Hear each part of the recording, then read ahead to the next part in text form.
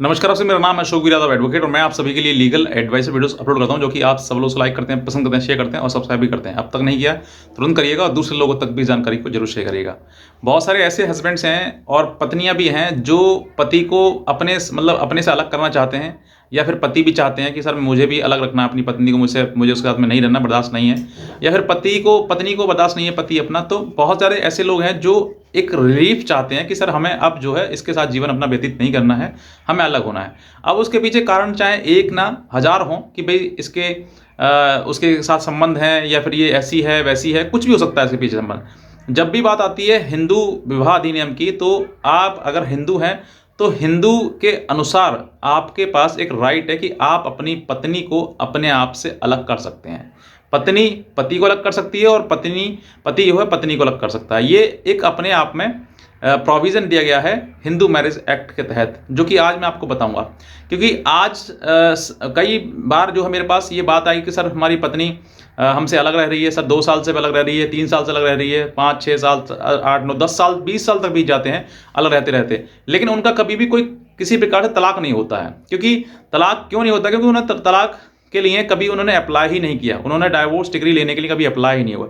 उनको डर लगता है कि सर पता नहीं डाइवोर्स होगा नहीं होगा, क्या होगा ये पता नहीं। तो आज मैं आपको वही बताऊंगा कि अगर आपकी पत्नी या फिर आपका पति आपसे इतने समय के लिए, इतने साल अगर आपसे अलग रहता है या रहती है, तो आपको डाइवोर्स का केस तुरंत फाइल कर देना चाहिए। क्योंकि अगर आप डाइवोर्स के केस में डिले करेंगे तो आप अपना जीवन ना जी पाएंगे और ना ही अपने आप से उस व्यक्ति को अलग कर पाएंगे। एक ये आपको प्रोविज़न है। ऐसा नहीं है कि तलाक लेना गलत है। अगर तलाक लेना गलत होता तो फिर हिंदू मैरिज एक्ट में इसका प्रोविज़न जोड़ा ही क्यों जाता?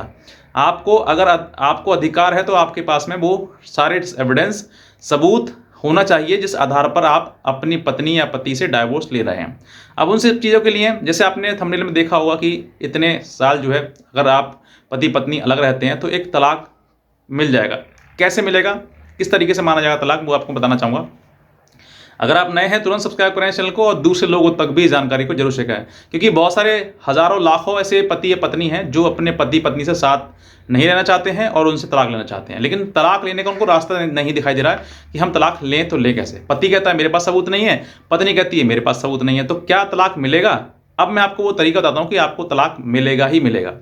सबसे पहले बात करते हैं कि अगर आपकी पत्नी ने या फिर आपके पति ने आपके ऊपर कोई भी केस कर दिया है जिसमें यह लिखा हुआ है कि मेरी पत्नी जो इस तारीख से इतने अपने घर में रह रही है, या फिर उसने खुद कहा कि मेरा पति छोड़ दिया है, मुझे नहीं रख रहा है, या फिर पत्नी ये कह रही है कि पति ये कह रहा है कि मेरी पत्नी ने मुझे छोड़ दिया है, वो चली गई है। अगर आपने कोई ऐसा केस, एप्लीकेशन या कोई भी कंप्लेंट केस आपने फाइल किया है और उसमें ये चीज़ बात हो रही है, आपका कंसीडर जो टाइम है वो उसी दिन से कम काउंट हो जाएगा कि आपने इस दिन से आप दोनों सेपरेट रह रहे हैं। अब इस चीज़ को सेपरेट करने के बाद कितने दिन रहना है आपको अलग है, कितने दिन का समय पीरियड काउंट करना है। अब इसके लिए आपको काउंट करने का जो समय है वो 2 ईयर्स है, 2 साल का है। 2 साल का मैंने कि डाइवोर्स पिटीशन में अगर आप फाइल करेंगे तो इसमें ये कहेंगे सर हम 2 साल से अधिक से समय जो है वो हम एक दूसरे से अलग हैं, हमारे बीच में कोई संबंध नहीं, किसी प्रकार का कोई मतलब जो पति पत्नी के बीच में जो संबंध होते हैं, रिलेशन होते हैं, वो रिलेशन भी स्थापित नहीं किए गए हैं, और अब जो है हमें तलाक चाहिए। अब आप इस बात पर ग्राउंड पर तलाक ले सकते हैं आपका अगर 2 साल से ज़्यादा समय आपके दोनों बीत गया है। अब इस बात का उल्लेख कहाँ है हिंदू मैरिज एक्ट में, कहाँ लिखा हुआ है ये बात कि 2 साल से अधिक? इस ग्राउंड को बोलते हैं डिसर्शन ग्राउंड, यानी कि आपकी पत्नी आपसे अलग है या फिर पति आपसे अलग है, तो इस ग्राउंड का नाम है डिसर्शन। अगर आप डिजर्टेड आप व्यक्ति हैं, आपको अलग कर दिया है, त्याग दिया है, तो आपके पास अधिकार है। इस प्रोविजन का जो उल्लेख है यानी कि हिंदू मैरिज एक्ट में अगर बात 13 के जो सब क्लॉज है फर्स्ट का बी, तो इसमें स्पष्ट रूप से कहा गया कि has deserted a petitioner for a continuous period of not less than 2 years immediately proceeding the presentation of the petitioner.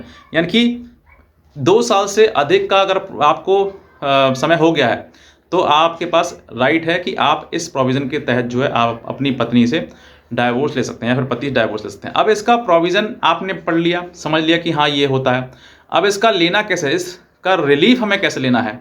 तो आप अगर इस बात को रिलीफ आप लेंगे तो आप इसके लिए सेक्शन 13A के तहत आप केस डालेंगे, केस फाइल करेंगे। जब आप केस फाइल करेंगे तो उसमें सेक्शन 13A में ये सारी कंडीशंस हैं कि आप इन कंडीशंस पर जो है वो अपनी पत्नी से डाइवोर्स लेना चाहते हैं। जब आप डाइवोर्स लेंगे तो आपके पास एक राइट है कि आप पिटीशन फाइल करेंगे under section 13A Hindu marriage act के तहत।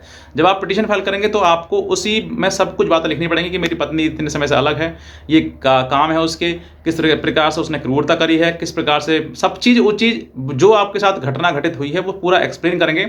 और फिर आप इसमें जितना भी एविडेंस आप इकट्ठा कर सकते हैं उस एविडेंस को आप लेकर आएंगे और ये एविडेंस देंगे कि मुझे मेरी पत्नी से या मेरे पति से डाइवोर्स चाहिए। तभी आपको आप कोर्ट को सेटिस्फाई कर पाएंगे और तभी आपको कोर्ट जो है वो डाइवोर्स ग्रांट करेगा। क्योंकि अब जो है इतना समय हो गया कि हम जो है एक साथ में रह नहीं सकते हैं और ना ही रह पा रहे हैं। तो कोर्ट भी ये मनसा सोचती है कि चलो नहीं रह रहे हैं तो इनका रिश्ता ही खत्म कर दिया जाए और इनको जो है वो अलग कर दिया जाए।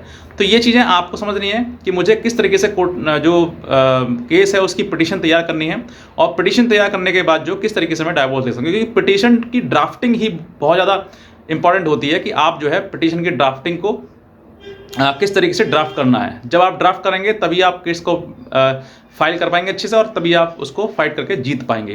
तो ये आपको समझना है कि मुझे किस तरीके से करना है। अब इसका सेक्शन 13A में जब आप केस फाइल करेंगे तो क्या क्या ज़रूरत पड़ेगी आपके लिए केस फाइल करने के लिए। सबसे पहले आपका एक आधार कार्ड लगेगा, एक शादी कार्ड लगेगा, या शादी कार्ड नहीं है तो आपके पास जो उसने कंप्लेंट करी है या FIR लगाई उसकी कॉपी लगा सकते हैं आप कि भाई नहीं है मेरे पास में।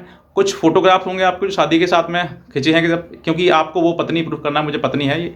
तो ये जो चीज़ें हैं वो आपको ये सब कुछ लिखना है और लिखने के बाद जो है आप इस सब चीज़ों में इस केस पिटीशन फाइल करेंगे और उसके बाद जो है आपको डाइवोर्स मिल जाएगा। ये सबसे ज़्यादा इंपॉर्टेंट और स्ट्रॉन्ग आपके लिए ग्राउंड है। क्योंकि पत्नियां जो है वो केस करती हैं और अपने घर मायके जाकर बैठ जाती हैं, सालों साल बीत जाते हैं वहाँ पर, वो आने की सोचते ही नहीं है। वो सोचती है कि अपने आप नाक रगड़ेगा मेरे घर आके और मुझे बुला कर ले जाएगा तभी मैं जाऊँगी वरना नहीं जाऊँगी। लेकिन उनको नहीं मालूम कि आपके खिलाफ जो है अपने आप डाइवोर्स ग्राउंड बनते चले जा रहा है। तो आपको अगर आप पत्नी हैं और आप इस वीडियो को देख रही हैं तो मैं कहता हूँ आज ही अपने पति को अप्रोच करिए कि मैं उसके साथ में रहना चाहती हूँ। और पति है तो पति भी अप्रोच करे, वरना एक टाइम ऐसा होगा कि आप को लड़ते लड़ते टाइम बीत जाएगा, जो समय सीमा है एक दूसरे के साथ में रहने की वो भी निकल जाएगी और आपका डाइवोर्स हो जाएगा। तो ये आपको समझना है कि इस तरीके से मेरा काम था कि मैं आपको समझाऊं और आपके लिए वो तरीका बताऊं कि किस तरीके से आप डाइवोर्स ले सकते हैं। तो अगर आपके लिए वीडियो कहीं ना कहीं हेल्पफुल रही है तो आप तुरंत सब्सक्राइब करें, दूसरे लोगों तक भी शेयर जरूर करें ताकि और भी हस्बैंड और वाइफ इस चीज़ के लिए समझ सकें कि मुझे क्या करना है, किस तरीके से एक दूसरे के साथ रहना है या नहीं रहना और किस तरीके से तलाक लेनी है। तो बस मैं इतना कहना चाहूँगा। आज का वीडियो देखने आपसे बहुत धन्यवाद।